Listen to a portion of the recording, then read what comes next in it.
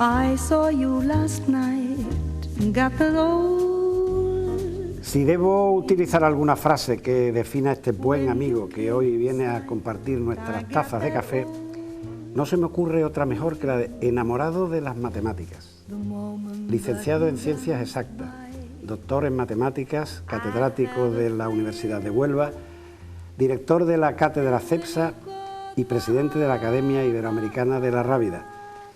Buenas noches, Sixto Romero, buen amigo. Buenas noches, Diego. Tienes un currículum tan impresionante que te doy la posibilidad de que si quieres apuntar algún detalle que yo no haya dicho aquí, a tu elección. Pues añadir exclusivamente español, andaluz y gritar a los cuatro vientos, soy de Huelva. Muy bien. Sixto, por circunstancias de la vida naces en un barrio humilde de Huelva, el Humilladero de la Cinta, que no es lo que hay hoy. El humilladero aquel era algo perdido, que la ciudad se había acabado hacía ya mucho tiempo en la barriada de las colonias. Tu padre, que era represaliado de la guerra civil, es desterrado a 200 kilómetros de su residencia y viene a nuestra ciudad. ¿Cómo ha marcado tu vida esa infancia tan especial? Mi padre llega aquí justamente porque estuvo en la cárcel con un lepero. Y gracias a ese lepero, porque era un hombre de constitución débil, la cárcel, como todos sabemos, marca a la persona que desgraciadamente sufre esa lacra. Y este hombre, al ser débil, pues mi padre, la comida, que era bastante escasa, la compartía con él. Y cuando decidieron ponerlo en libertad, lo exilaron a Huelva, bueno, a Huelva no, a 200 kilómetros, y el lepero lo primero que le dijo en agradecimiento, dice, tú te vienes para Huelva. Y a raíz de entonces, bueno, los aires onubenses han marcado toda nuestra vida. Vivíamos en el barrio, como tú has dicho, el Humilladero de la Cinta, un barrio de marisma, un barrio donde, con una exquisitez impresionante de la gente que venían a la gran ciudad entre comillas, pero era grande en aquel momento, y gente que procedían fundamentalmente de la ribera, y aquello era una familia. Y si la familia es bien avenida, eso te marca para toda la vida. Y además muy cohesionada en torno a la fábrica de harinas, que era el sitio donde trabajaba prácticamente todo el que estaba por allí. Efectivamente, mi padre era el segundo maestro molinero. Mi padre no tenía estudios universitarios, pero era un hombre cultísimo. Era el secretario de la biblioteca de su pueblo en Barcarrota. Y toda su vida ha intentado ser un hombre justo. Y esa justicia se veía reflejada en la ayuda que dábamos a las personas que venían de la ribera fundamentalmente. Ahora hablamos de eso. Ahora vamos a ver. Pero también hay que decirle a la gente que tú estudiabas y querías ir al instituto. Y el instituto no es como ahora, que había 14 institutos y que lo tienes a 100 metros de tu casa. En Huelva solo había, en mi época y en la tuya, yo soy mayor que tú, el Instituto Rábida. Y si querías ir desde el Humilladero al instituto, tenías que ir desde el Humilladero de la Cinta, un poco más que campo a través, y en invierno a través de los barrizales de las colonias, hasta el Instituto Rábida. Tú lo has dicho perfectamente. La mejor de las veces lo que hacía era me colaba en el autobús, que eran los autobuses, tú te acuerdas que aquellos antiguos, los amarillos. Amarillo, me he permitido, para que veas que me acuerdo, me he permitido decírtelo antes, amarillo. Que iban con el aire comprimido en las puertas y nos tiraban, y yo, como era pequeñito, pues siempre me colaba. Y era de las mejores de las veces, porque si no, los inviernos, como tú me habías dicho, yo tenías que coger por los cabezos que están detrás de la Plaza Toro y subir hacia el instituto. Era una verdadera odisea. Y luego, pasar junto al ojo de la aguja. Exactamente. Y además, ¿lo has pasado o no el ojo de la aguja? Porque si no te falta el marchamo de sí, lo he pasado como todo el mundo, Oye, tu madre pone en un acto que era al principio de ayuda a la familia y se acaba convirtiendo en un acto de solidaridad, las célebres migas o amigas. De las dos maneras se decía que, bueno, pues era un poco el antecedente de los actualmente pomposos jardines de infancia. Correcto, y además había dos. Había una en el Hotel Suárez y otra era la amiga de mi madre, que era conocida por la amiga de Manolita. Eso es que las migas se conocían por el nombre de... Lo que ocurre es que tu madre lo pone para ayudar a la familia y al final no le cobraba la mitad de los amigos y encima le daba la merienda. Para nada, le daba la merienda, teníamos un corral con la gallina y entonces pues los huevos, había mucha necesidad en los años 60, años finales de los 50 y principios de los 60, y mi madre todo lo que hacía era le daba clase a los niños, les daba huevos, le daba la goma, el lápiz, las pizarrillas aquellas. El sastre del Campillo, que no cobraba y además ponía la aguja y el hilo. Y siempre había, teníamos con nosotros una tía mía, mi tía Chelo, que siempre estaba muy mosqueada con mi madre porque le decía: Manolita, por favor, encima que le damos clases, le dan también de comer. Bueno, tú y tu hermano sí dabais clases, pero sí cobrabais, porque es que ese dinerillo sí os hacía falta a vosotros para los gastos de bolsillo. Sí, 4 gordas para poder ir al cine de la Plaza de los Toros y para ustedes que contar, en verano, hay quien no lo sabe, en verano era cine en la Plaza de Toros. Correcto. Y además también había combates de lucha libre. Los combates de lucha libre, en algunos nos hemos colado también. Capitán Maravilla. El Capitán Maravilla, nos saltábamos desde la parte de arriba. ¿Dónde están los chiqueros hoy? ¿Dónde están los chiqueros hoy? Y todo eso son gratos recuerdos, a pesar de todas las dificultades que pasábamos. Oye, ¿tú recuerdas, y es el nombre de una película, cuando teníamos que ser obligatoriamente los chicos del Preu? Claro, yo me acuerdo de aquella película con el flequillo, ¿te acuerdas? El actor el que ese, soplaba, el que soplaba para arriba, Pacífico, yo no sé qué, así. No me acuerdo. Bueno, estaban todas las películas españolas. Sí. Bueno, llega el también momento... Flecha Rota, sí. Me acuerdo de Flecha Rota también. Bueno, esa es de Víctor Mature. De Víctor Mature, sí, señor. Correcto. Vaya tela entre los dos. El calendario zaragozano entre los dos. No me veas. Oye, que te hubiera gustado estudiar medicina. Sí, porque era una de las pasiones, quizás no mías, sino de mi madre, que tenía que ser médico, pero yo por orden era medicina, química y en tercer lugar matemáticas. Y al final pues te contaré por qué hice matemáticas. ¿Qué recuerdos tienes del Colegio Mayor Fernando el Santo? Magnífico. Fíjate, era un colegio mayor. Actualmente es la sede del Instituto de la Juventud en Sevilla, Andaluz de la Juventud, y era muy curioso porque era un instituto que estaba regentado en aquel momento por un señor, el director era un señor de Fuerza Nueva, era médico de Tocina, estaba afiliado a Fuerza Nueva, muy riguroso en todo, y la mayoría de los colegiales éramos todos gente pues bien con tendencia de izquierda e incluso llegar algunos a estar en el Partido Comunista, en la ORT. Además eras muy participativo. Sí, enormemente participativo. Yo cosa creo que afortunadamente no has dejado de ser nunca. Sí, la verdad yo creo que esto me marcó muchísimo, Diego, porque yo desde que estuve en el Colegio Mayor, para mí ha sido fundamental en mi vida la dinámica que tuve, mejor dicho, en el Colegio Mayor. Delegado de deporte, delegado de cultura, colegial, mayor, en fin, he participado en todas las actividades. Oye, y en el final de tu trayectoria estudiantil, ¿qué dice o qué te dice el nombre de Antonio Orpe? Persona a la que conocí personalmente por varias razones. Mi mujer durante muchísimos años dando clases en el Instituto Alonso Sánchez, que él era director, y vivía frente al negocio de mi padre, que él lo frecuentaba, que por cierto luego también se metió en política, fue diputado por UCD.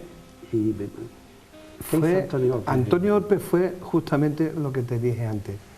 De las tres digamos, especialidades, o de las 3 carreras que yo podía hacer, el que me inculcó las matemáticas fue don Antonio Orpe Asensi. Y fue porque siempre se me daba muy bien, desde pequeñito.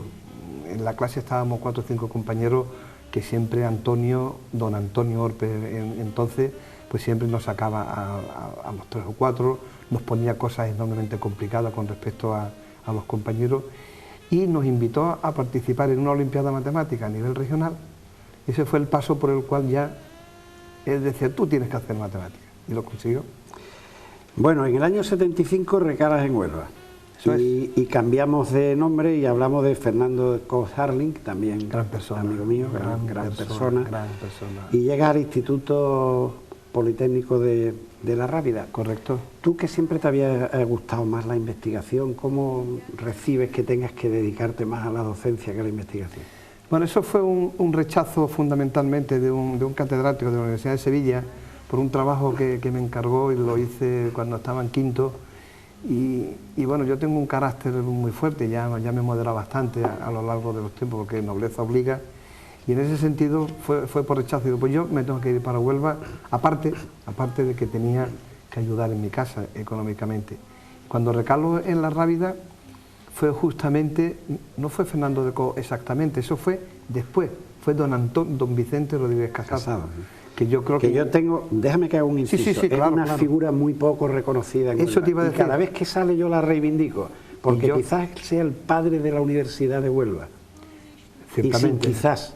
Ciertamente.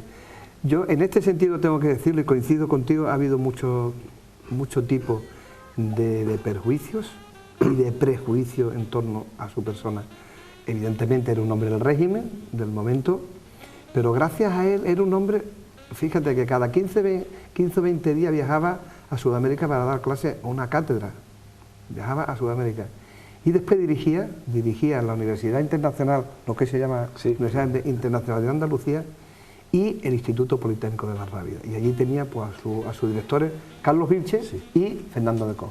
Fernando de Co era el que lleva la parte de la escuela técnica. De todas maneras, tú cuando llegas allí te luces. En la primera entrevista vas con los pelos largos, con la barba sin afeitarte, Eso con fue unos tremendo. Vaqueros, con tu ideología, con tu matrícula de izquierdista. Correcto. Y lo primero que te dicen, dice, bueno, usted se pelará, usted se afeitará y usted no nos la armará aquí, ¿no? Nos armará. Y yo le dije que el hábito no hacía el monje y que lógicamente yo tenía que trabajar para ayudar a mi familia y le dije, don Vicente, tengo usted la completa seguridad que yo aquí no voy a armarlo.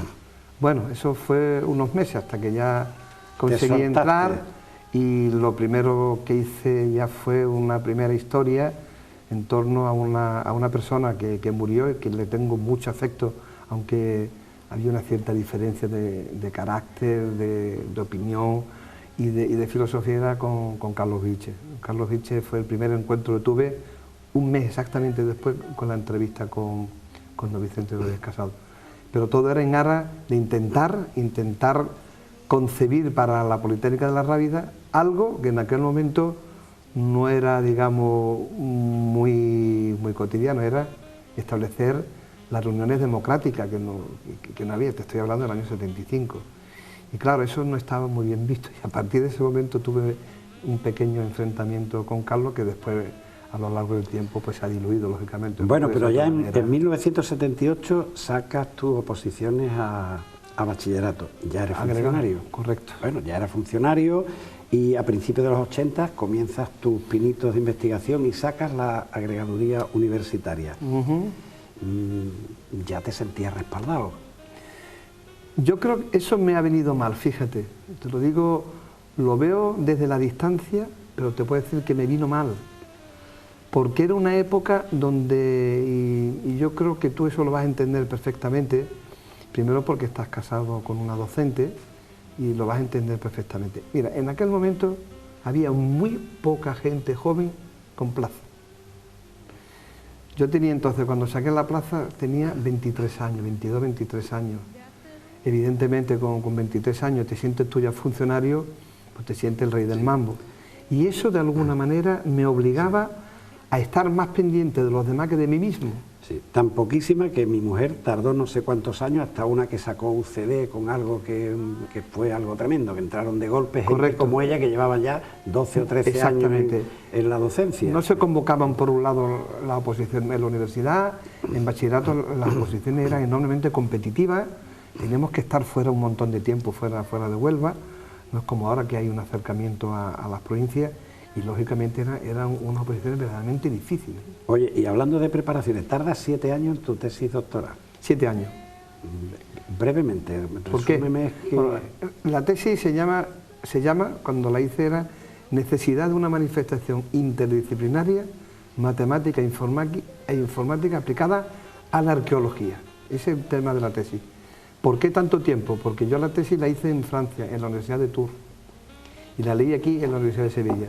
Entonces era un tema, los años 80, trabajar en interdisciplinaridad y conjugar matemática, física, con arqueología, con informática no era fácil. No había gente preparada para eso y tuve que salir fuera. como tantos otros, para formarse. Hoy día es mucho más fácil, lógicamente. Oye, Sisto, ¿cómo contabilizas las palabras aprender y enseñar? Pues bueno, hay una mezcla que se puede, que siempre lo digo, no hay un dogmatismo ni por una ni por la otra. Yo creo que hay que aprender a enseñar, hay que enseñar a aprender, hay que aprender a enseñar a aprender, y se puede hacer un tal juego de palabras que jugando con esos dos términos, de una u otra, empezando por una y terminando por otra, y varias veces podrá llegar a entender que nosotros necesitamos en la docencia enseñar a aprender y aprender a enseñar. Fundamentalmente lo segundo. Oye, con 38 años, en aquella época, catedrático de universidad. Bueno, yo soy catedrático de escuela universitaria. Es decir, en aquel momento yo creo que fui el primero, el más joven, digamos, que sacó la cátedra de escuela universitaria, porque la universidad se conforma con varios cuerpos. En aquel momento eran titulares de escuela universitaria, catedráticos de escuela y catedráticos de universidad y agregados de universidad y catedráticos de universidad. Huelva no tenía universidad propia y en aquel momento el máximo galardón, por llamarlo de alguna manera, el máximo statu quo era justamente la cátedra. Eran muy pocos aquí en Huelva. Sisto, la reflexión es tuya. Hay que humanizar las ciencias y cientificar las humanidades. Bueno, eso estoy convencido.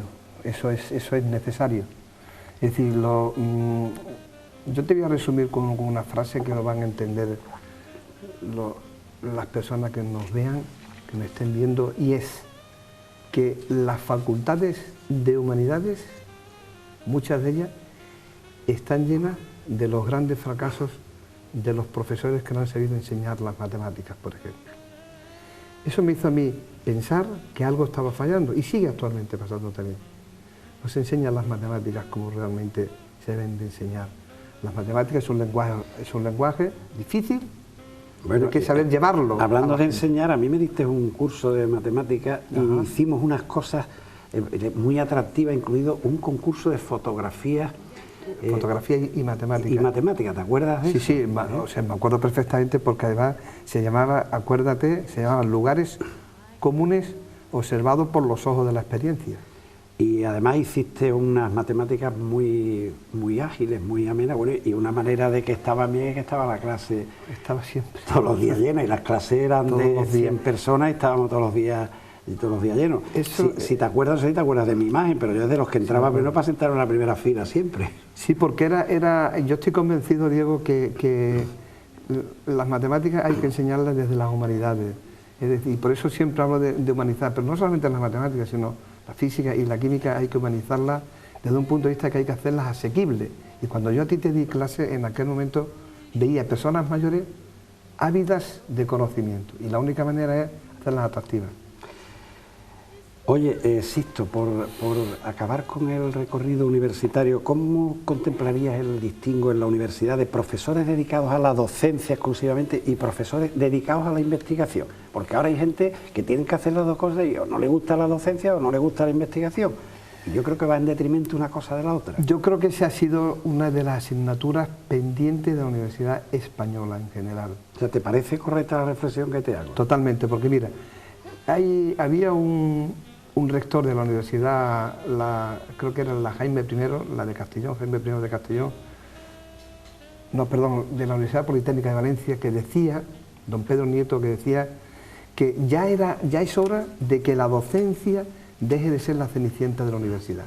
Porque en la universidad, para poder hacer currículum, tienes que investigar.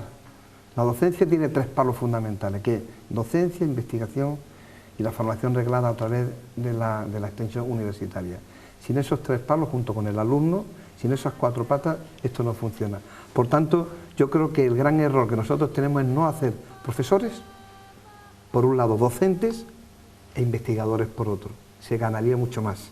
Lo que ocurre es que investigando mejor se hace mejor docencia, pero se le exige mucho al profesor universitario. Bueno, y como tenías pocas responsabilidades, pues actualmente eres presidente de la Academia Iberoamericana. Eso es. Que yo creo que es una gran satisfacción. He asistido a varias investiduras.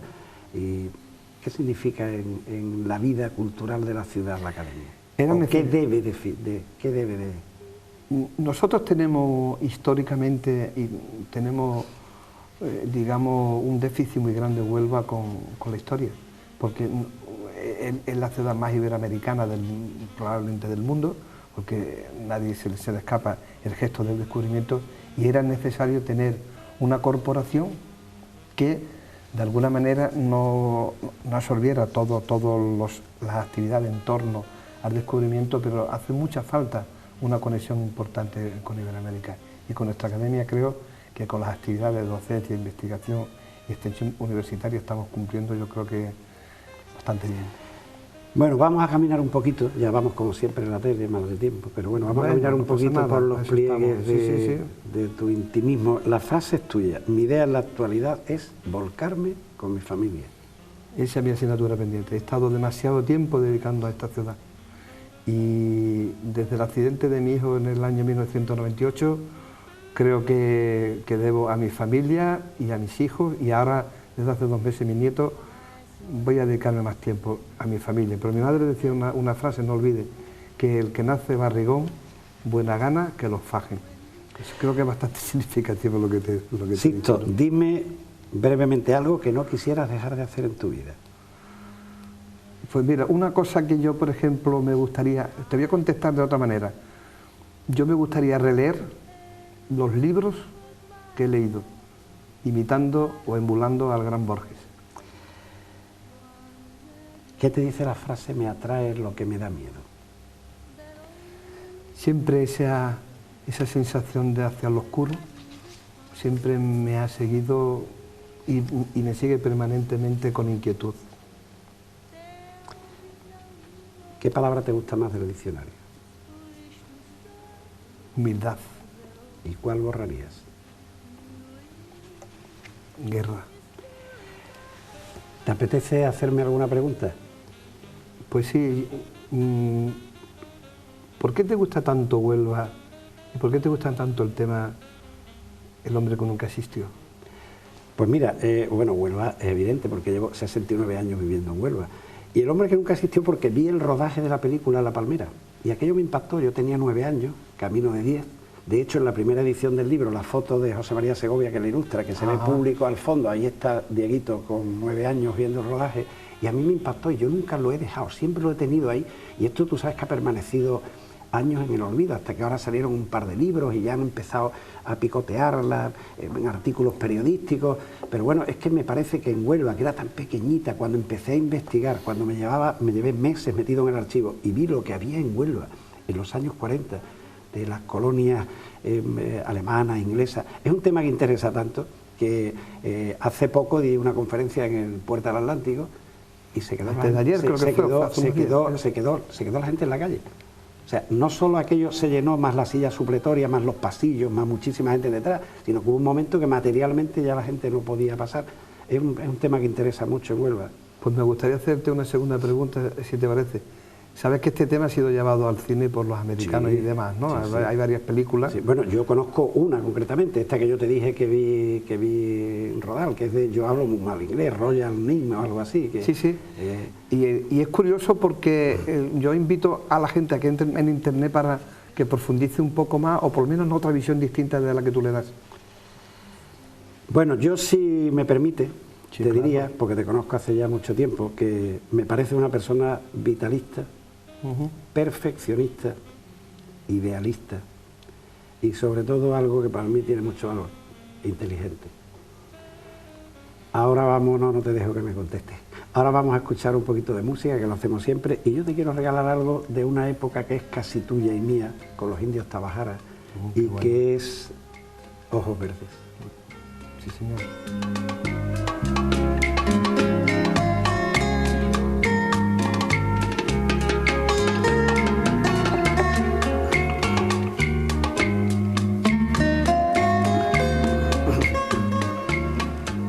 Sixto, ¿con quién te gustaría tomar un café sin prisas? Dime solo un nombre. ¿Ahora mismo? Sí. Me gustaría tomarlo con Audrey Hepburn.